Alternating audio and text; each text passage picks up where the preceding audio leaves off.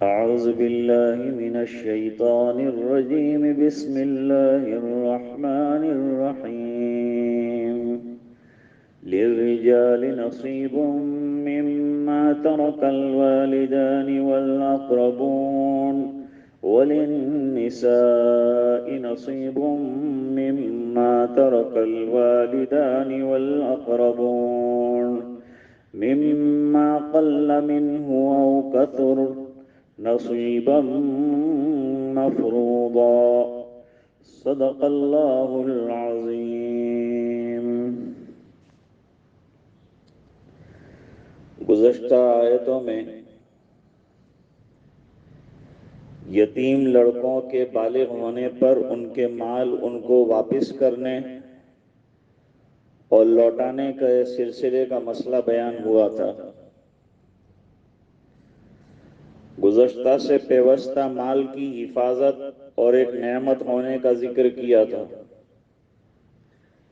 اس سے پہلے عورتوں کے ساتھ انصاف کا برتاؤ اور مہر ادا کرنے کی بات کی تھی، اور اس سے پہلے یتیموں کے مال کو ناجائز طریقے سے کھا جانا سخت گناہ ہے، یہ بیان ہوا تھا۔ اب یہاں اللہ تعالیٰ نے وراثت کے قانون کا آغاز فرمایا۔ آج کی آیت میں قانون وراثت کا اجمالی تذکرہ ہے، اور زمانہ جاہلیت میں عورتوں اور چھوٹے بچوں کے ساتھ وراثت کے معاملے میں جو ظلم ہوتا تھا، جو زیادتی ہوتی تھی، اس کو رد کیا گیا ہے۔ وراثت کے مفصل قوانین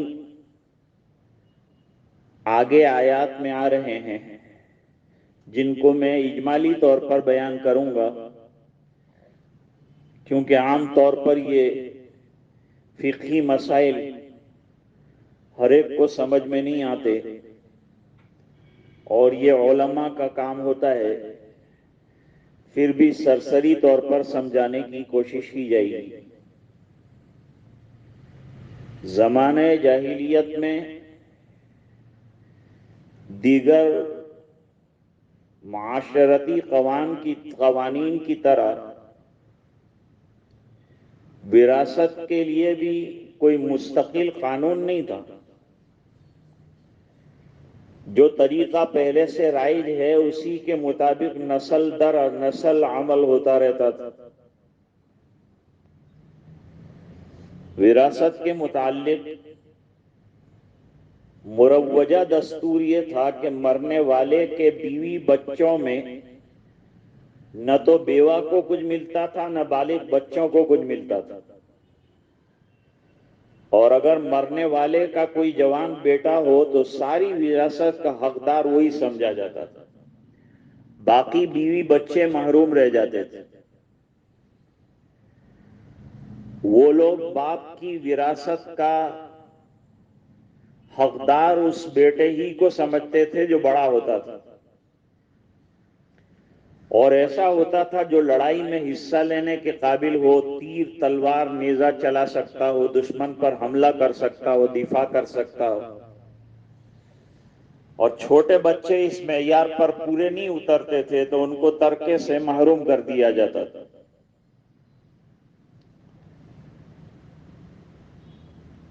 غیروں کے یہاں بھی یہ قانون پایا جاتا ہے کہ بڑے بیٹے کو وارث بناتے ہیں۔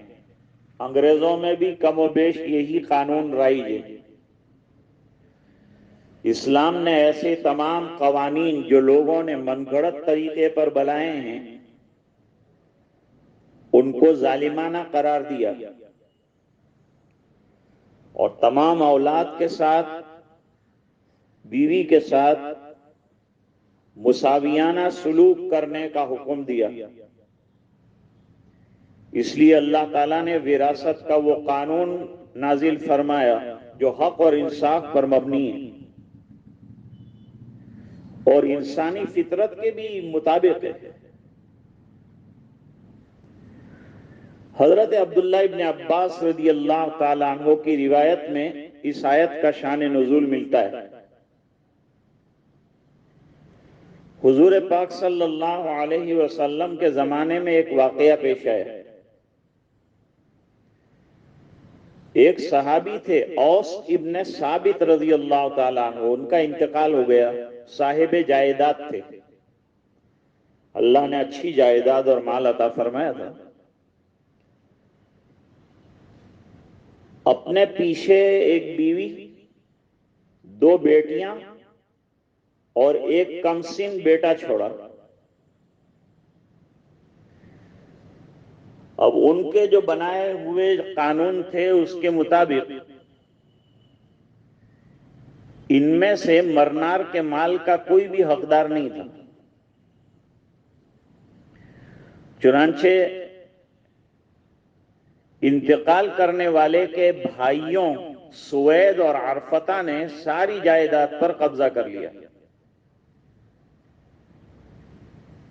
حقیقی اولاد کی وراثت سے محروم ہونے کی بنا پر بطور عصبہ وہی مالک بن گئے۔ یہ صورتحال دیکھ کر حضرت اوس رضی اللہ تعالیٰ عنہ کی بیوی حضور پاک صلی اللہ علیہ وسلم کی خدمت میں حاضر ہوئی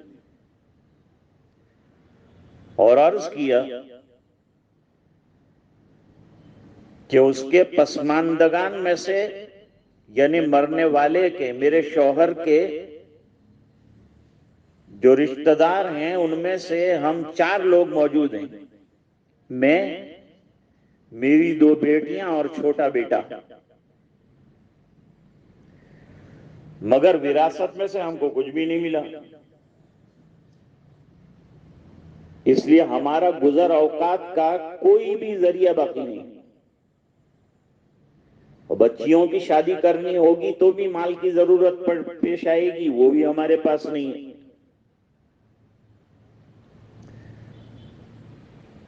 یہ بات سننے کے بعد حضور پاک صلی اللہ علیہ وسلم کو اللہ کی طرف سے یہ قانون وراثت کی آیت نازل کر کے سمجھایا گیا۔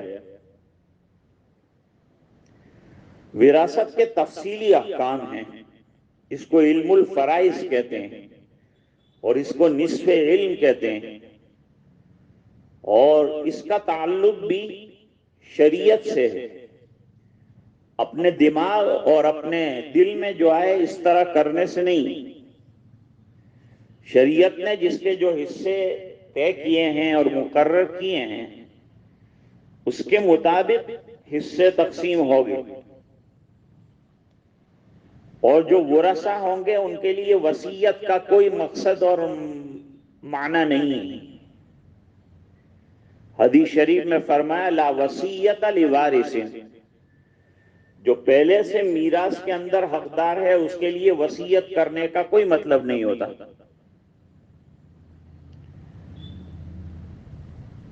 اللہ تعالیٰ نے اجمالی طور پر یہاں یہ بات سمجھائی کہ وراثت کا جاہلانہ دستور جس میں صرف نوجوان بیٹوں کو ملتا ہے، عورتیں بچے محروم رہ جاتے ہیں، بالکل غلط ہے۔ اور ارشاد فرمایا للرجال نصیب مما ترک الوالدان والاقربون، مرنے کے بعد والدین اور دیگر قرابت دار جو چھوڑ جائیں اس میں مردوں کا حصہ ہے۔ اسی طرح وللنساء نصیب مما ترک الوالدان والاقربون، اور والدین اور قریبی رشتہ داروں کے ترکے میں سے عورتوں کا بھی حصہ ہے۔ زمانہ جاہلیت کے قانون کے تحت عورتوں کو محروم رکھنا ہرگز انصاف کی راہ نہیں ہے، بلکہ ان کے ساتھ صراحتاً ظلم ہے، اور ظلم سے اسلام نے روکا ہے، ظالمین کو ناپسند کیا ہے، اور ظلم کو ختم کرنے کے لیے اللہ تعالیٰ نے اور انصاف کو قائم کرنے کے لیے انبیاء کرام کو دنیا میں بھیجا ہے۔ اور پھر اس میں چھوٹے بڑے کا بھی کوئی فرق نہیں، بیوی کا حصہ موجود ہے، بیٹا خواہ بڑا ہو یا چھوٹا برابر کا حصہ دار ہے۔ اس طرح ہر عمر کی بیٹیاں اپنا حصہ وصول کرنے کی حقدار ہیں۔ عمر میں چھوٹا یا بڑا ہونے کی بنا پر وراثت کے حصے میں کوئی فرق نہیں پڑتا۔ باپ کی وفات کے وقت ایک دن کے بچے کو بھی برابر حصہ ملے گا، بلکہ جو بچہ ابھی ماں کے پیٹ میں ہے وہ بھی وراثت میں برابر کا شریک ہوگا۔ شریعت اسلامیہ نے عورت مرد یا چھوٹے بڑے کی تفریق ختم کر دی۔ ہر وارث اللہ کا مقرر کردہ حصہ وصول کرنے کا حقدار ہے۔ البتہ کچھ چیزیں مستثنی ہیں جن میں حقیقی اولاد بھی وراثت سے حصہ نہیں لے سکتی۔ سب سے پہلے پیغمبر علیہ السلام کی ذات گرامی۔ آپ نے فرمایا نحن معاشر الانبیاء لا نورث ما ترکنا صدقہ، یعنی ہم انبیاء کرام کی جماعت جن کی وراثت تقسیم کی جائے وہ نہیں، یعنی ہماری وراثت کسی کو نہیں ملتی۔ ہم جو کچھ چھوڑ جاتے ہیں وہ غرباء اور مساکین کے لیے صدقہ ہوتا ہے۔ گویا ایک تو پیغمبر کی وراثت تقسیم نہیں ہوتی، ہاں ایک مسئلہ اور بھی لکھا ہے، پیغمبر اپنے باپ کی وراثت سے حصہ لے سکتا ہے، شرط یہ ہے کہ باپ پیغمبر نہ ہو۔ استثناء نمبر 2، مسلمان اور غیر مسلم کے درمیان وراثت تقسیم نہیں ہوگی۔ حدیث شریف میں فرمایا لا یرث المسلم الکافر ولا الکافر المسلم، یعنی نہ مسلمان کافر کا وارث بن سکتا ہے نہ کافر مسلمان کی وراثت میں سے حصہ لے سکتا ہے۔ اگر باپ مسلمان ہے اور بیٹا قادیانی ہے، کرسچن ہے، کافر ہے، مرتد ہو گیا ہے، باپ کے حصے سے وراثت نہیں ملے گی۔ اسی طرح بیٹا مسلمان ہے اور باپ کافر ہے تو پھر بھی بیٹا کافر باپ کی وراثت نہیں لے سکتا۔ حضرت علی کرم اللہ وجہہ اور حضرت جعفر ابن ابی طالب رضی اللہ تعالی عنہ دونوں ابو طالب کے بیٹے ہیں اور مسلمان ہو گئے تھے، مگر ان کے دوسرے 2 بھائی کافر تھے۔ باپ کی وفات پر حضرت علی نے فرمایا ہم کافر باپ کی جائیداد سے حصہ لینے کے مجاز نہیں، لہذا باپ کا مکان کافر بھائیوں طالب اور عقیل نے لے لیا، اگرچہ بعد میں فتح مکہ کے موقع پر عقیل بھی مسلمان ہو گئے تھے۔ پھر بھی طے شدہ قانون شریعت ہے کہ مومن اور کافر کے درمیان وراثت نہیں چلے گی۔ نمبر 3 استثناء یہ ہے کہ قاتل مقتول کا وارث نہیں بن سکتا.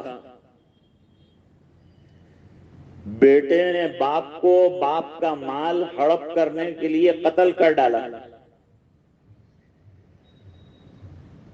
یا بھتیجا ایسے چچا کو قتل کر دے کہ جس کی وراثت اس کو پہنچ سکتی تھی، تو قتل کی وجہ سے مقتول کو وراثت سے محروم رکھا جائے گا. تو اس قتل کی وجہ سے مقتول کی جو وراثت ہے اس سے قاتل کو محروم رکھیں گے. اسی طرح آزاد اور غلام کے درمیان بھی وراثت نہیں چلتی. باپ بیٹے میں سے کوئی بھی غلام ہے تو اس کی وراثت آزاد بیٹے یا آزاد باپ کو نہیں ملے گی. آزاد آدمی کی وراثت کا حقدار اس کا آزاد وارث ہی ہوگا.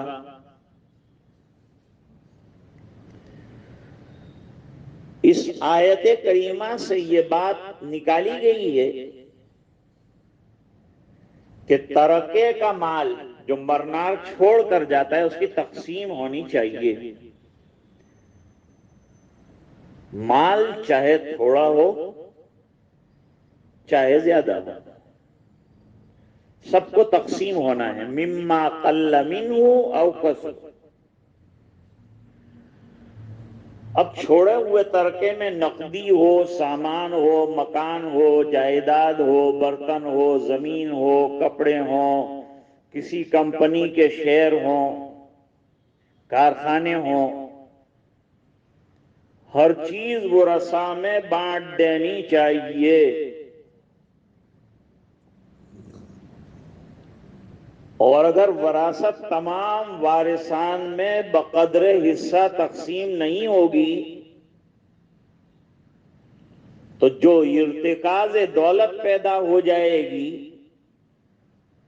یہ اسلامی روح کے منافی ہے. سورہ حشر میں جہاں مال فے کی تقسیم کا تذکرہ ہے وہاں فرمایا کہ فلان فلان کا حصہ ہے. کَيْ لَا يَكُونَ دُولَةً بَيْنَ الْأَغْنِيَاءِ مِنْكُمْ، تاکہ دولت صرف دولت مندوں کے درمیان مرکوز ہو کر نہ رہ جائے.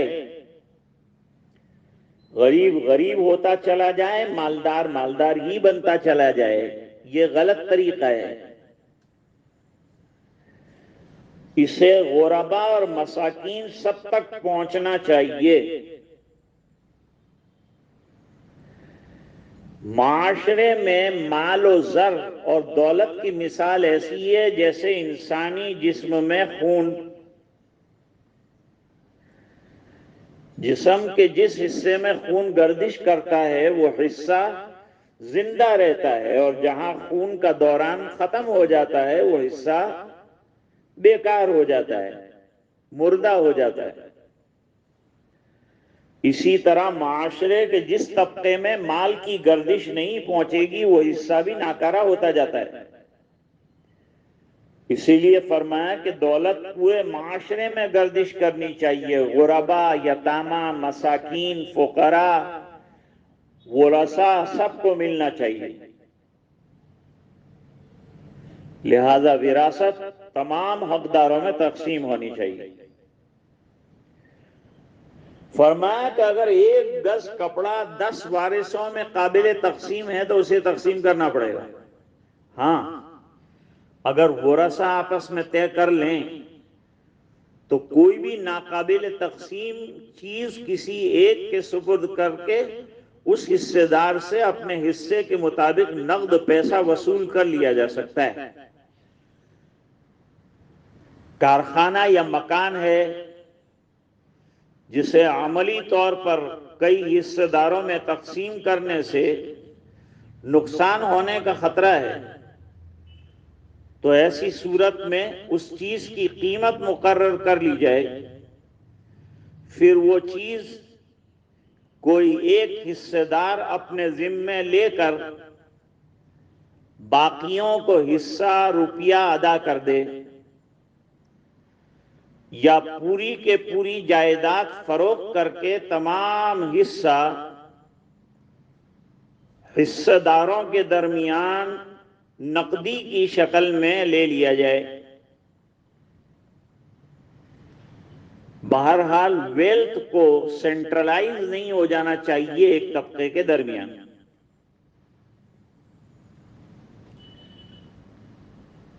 میت کا ترکہ اس شخص کو پہنچے گا جو رشتے میں باپ کی طرف سے اس کے زیادہ قریب ہوگا،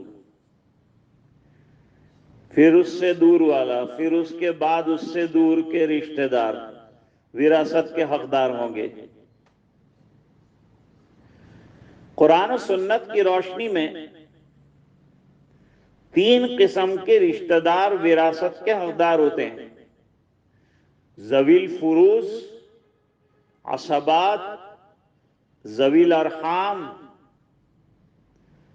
ذوی الفروض وہ قریبی رشتہ دار ہیں جن کے حصص قرآن کریم میں مقرر کر دیے گئے ہیں، اور یہ مختلف صورتوں میں مختلف ہوتے ہیں۔ ان میں کل وراثت کا 8واں، چوتھا، نصف یا کل حصہ قابل تقسیم ہوتا ہے۔ اس کے بعد دوسرے نمبر پر وہ اقربا ہیں جو میت کے زیادہ قریب ہیں، ان میں بیٹا، چچا، تایا، ان کے بیٹے وغیرہ آتے ہیں، یا عصبات کہلاتے ہیں۔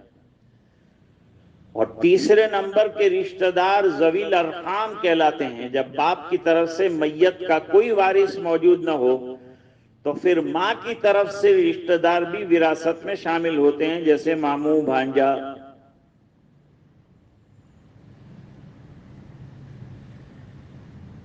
فرمایا کہ وراثت کا مال تھوڑا ہو یا زیادہ، اس کی تقسیم بہرحال ہونی چاہیے،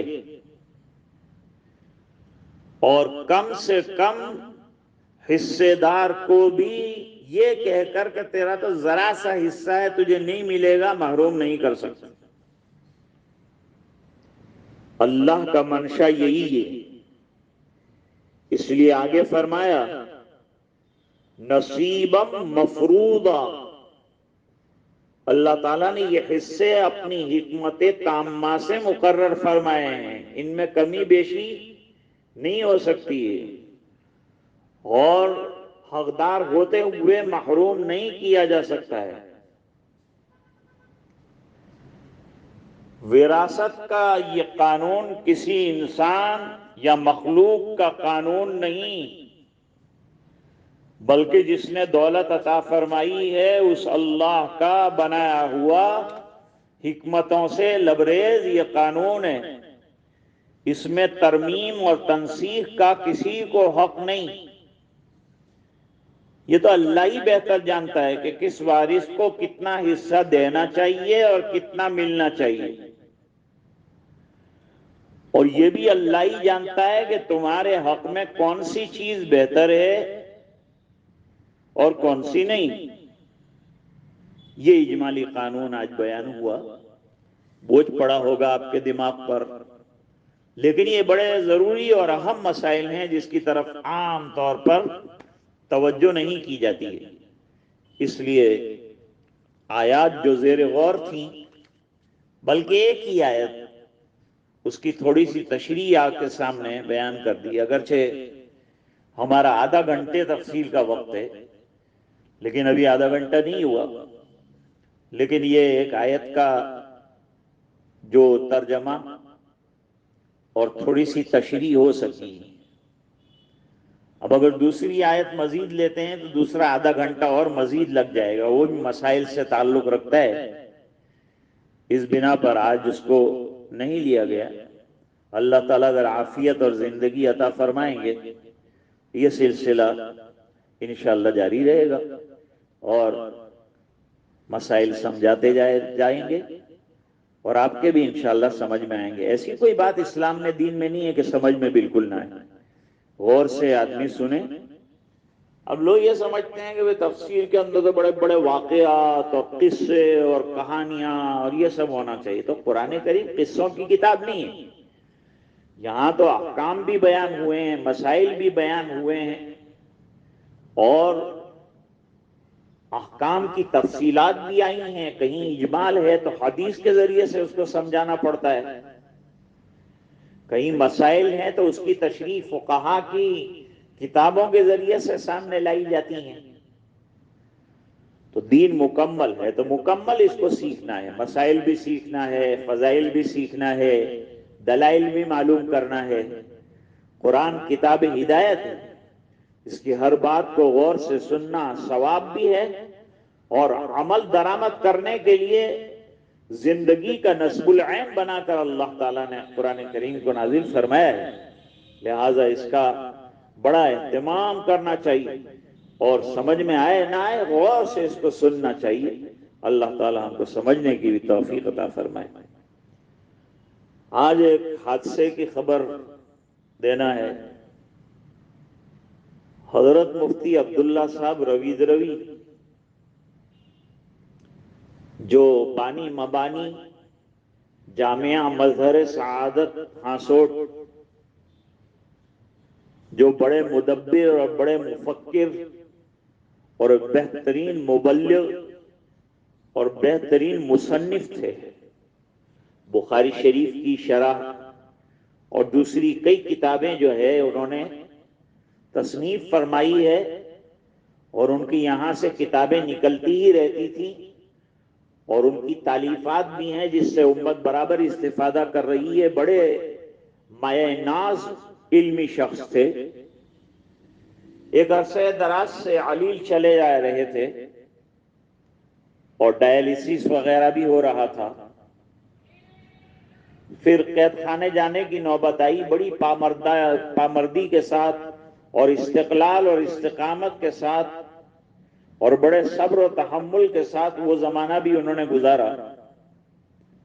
اب بروز منگل صبح 6 بجے یہ خبر آئی کہ حضرت اس دار فانی کو چھوڑ کر دار باقی کی طرف رحلت فرما گئے. یہ علم کی دنیا کا بہت بڑا خلا پیدا ہوا. اللہ ہی حضرت کا نعم البدل عطا فرمائے. بڑی خوبیاں اللہ تعالیٰ نے حضرت کو عطا فرمائی تھی، بڑے بڑے کمالات سے اللہ تعالیٰ نے نوازا تھا. بڑی دوراندیشی اللہ تعالیٰ نے عطا فرمائی تھی. قلم میں بلا کی روانی تھی، زبان میں بڑی بہترین باتیں کرتے تھے اور عوام کو سمجھاتے تھے، اور رات دن دینی کاموں کے اندر اپنے آپ کو مشغول اور مصروف رکھتے تھے جب تک صحت مند تھے. بلکہ اسپتال میں بھی علمی سلسلہ اور علمی چٹکلے اور باتوں کا سلسلہ برابر جاری رہتا تھا. برداشت کیا، بہت تکلیف پر اٹھائی. اللہ تعالیٰ ان کے درجات کو بلند فرمائے. انتقال فرما گئے. مرحوم کو اللہ تعالیٰ درجات عالیہ نصیب فرمائے، اور ان کی ملی اور رفاہی اور علمی اور تصنیفی اور تالیفی دیگر تمام ہی خدمات کو اللہ تعالیٰ شرف قبولیت سے مالا مال فرمائے. اور مرحوم کے جتنے رشتہ دار ہیں، اولاد و احفاد ہیں، متعلقین ہیں، اللہ تعالیٰ ان کو صبر جمیل عطا فرمائے، اجر جزیل عطا فرمائے، ان کی قبر پر نور برسائے.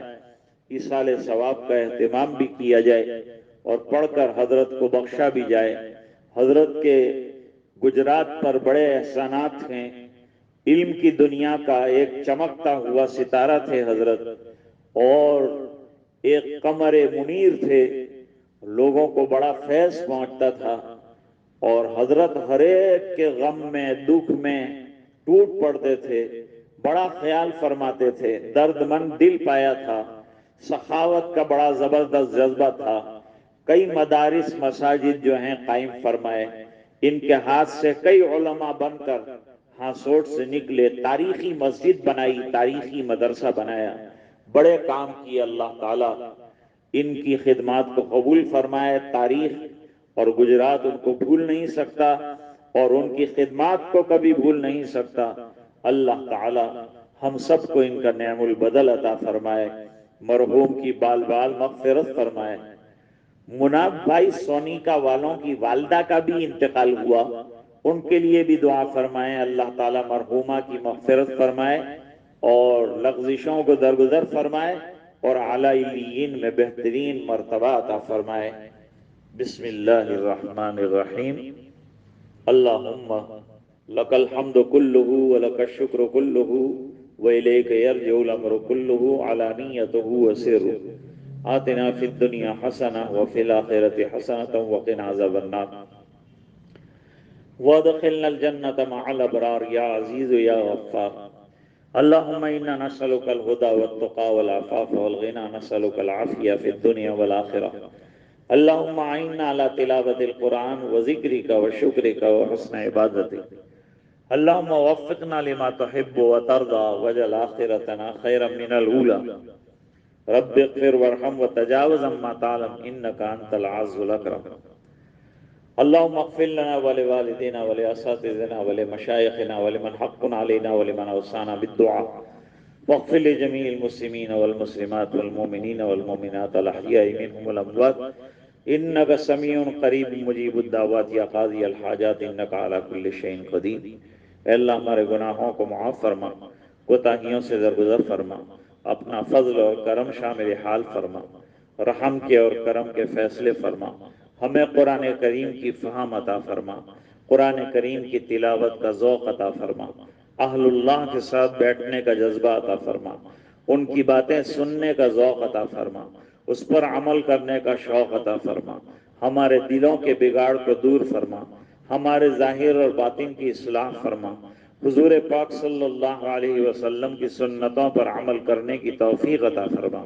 اے اللہ جو مرحوم ہو گئے ان کی مغفرت فرما، جنت میں اور اعلی علیین میں مقام عطا فرما، ان کی تمام لغزشوں کو درگزر فرما، جمیع قبرستان والوں کی مغفرت فرما، امت کے ہر فرد کی مغفرت فرما، اس بلا اور وبا سے اللہ پوری دنیا کو نجات عطا فرما، ہمارے گناہوں کو معاف فرما، سچی توبہ نصیب فرما اور اپنی ناراضگی سے ہماری حفاظت فرما، جان مال عزت آبرو اور ہمارے ایمان کی، ہمارے بچوں کی، بیویوں کی اور خواتین کے تمام کی حیا شرم تمام کو ملحوظ فرما، اور اللہ تمام کی حفاظت فرما، ہر قسم کی بے عزتیاں دنیا آخرت کی اس سے محفوظ فرما، بیماروں کو شفا عطا فرما اور امت کے ہر فرد کی مغفرت فرما۔ یہ دعائیں اپنے فضل و کرم حبیب پاک صلی اللہ علیہ وسلم کی برکت سے قبول فرما، برحمتک یا ارحم الراحمین۔ تھوڑی دیر کے لیے مراقبہ کریں۔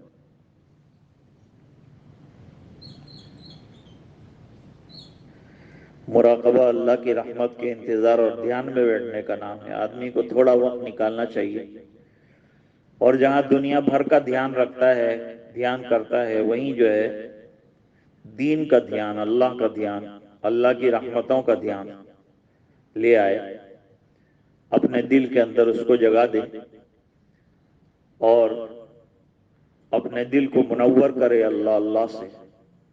یہ بہت ضروری ہے ہمارے لیے، کیونکہ دنیا میں چل پھر کر ہمارے دلوں پر زنگ لگ جاتے ہیں۔ یہ زنگ کو دور کرنے کے لیے اور اللہ والا رنگ چڑھانے کے لیے مراقبہ کیا جاتا ہے، اور دل کو نورانیت عطا کی جاتی ہے اللہ کی طرف سے۔ نیکیوں کا ذوق شوق اس کے ذریعے سے پیدا ہوتا ہے۔ آنکھیں بند کر دیں اور سر کو دل کی طرف ذرا سا جھکائیں اور ایک تصور قائم فرمائیں، اللہ کی رحمت برس رہی ہے، دل میں سما رہی ہے اور دل اللہ اللہ اللہ کر رہا ہے۔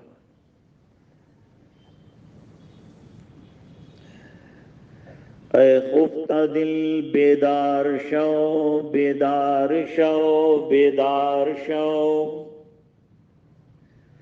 اس کا ترجمہ ہے سوئے ہوئے دل جاگ جا۔ بزرگوں کے اشعار ہیں۔ در ذکر حق مشغول شو، مشغول شو، مشغول شو،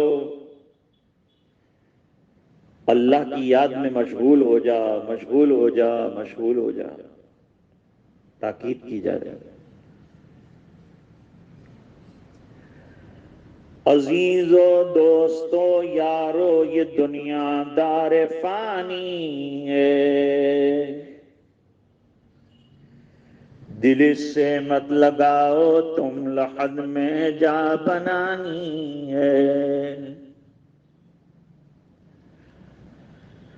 تو آیا بحر طاعت پھنسا لذات دنیا میں، عقل کھوئی گئی تیری یہ کیسی نادانی ہے۔ جو مقصد کو بھول جائے، دوسرے کاموں میں لگ جائے تو یہ ناکامی اور یہ نادانی ہے۔ تو روزے رکھ، نمازیں پڑھ، خدا کو یاد کر ہر دم، کہ یہ نیکی تجھے ایک دن کام آنی ہے۔ اللہ اللہ اللہ۔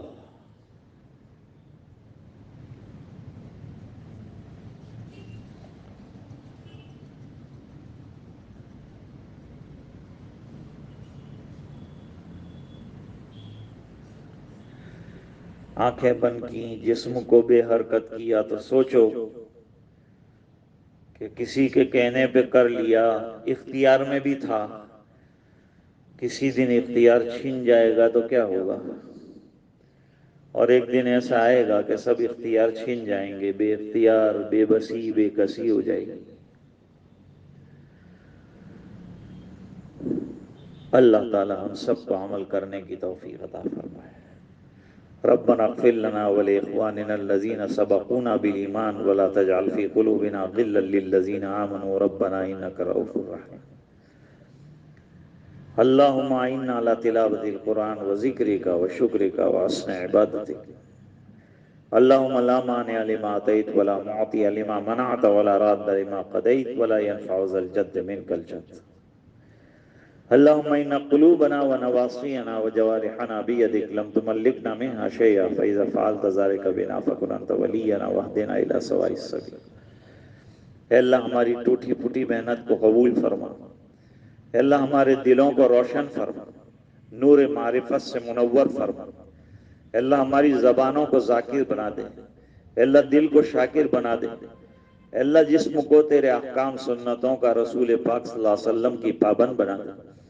اے اللہ ہمارے بیمار دلوں کو صحت عطا فرما، اے اللہ ہمارے بیمار جسموں کو صحت عطا فرما، اے اللہ صحت اور مرض سب تیری طرف سے ہے، اے اللہ صحت بڑی نعمت ہے، اس سے بھی مالا مال فرما، ہر قسم کی بیماریوں سے ہر مسلمان کی حفاظت فرما، اے اللہ دل کے بگاڑ دور فرما، ظاہر اور باطن کی اصلاح فرما، سنتوں کا عشق اور سنتوں کا نور عطا فرما۔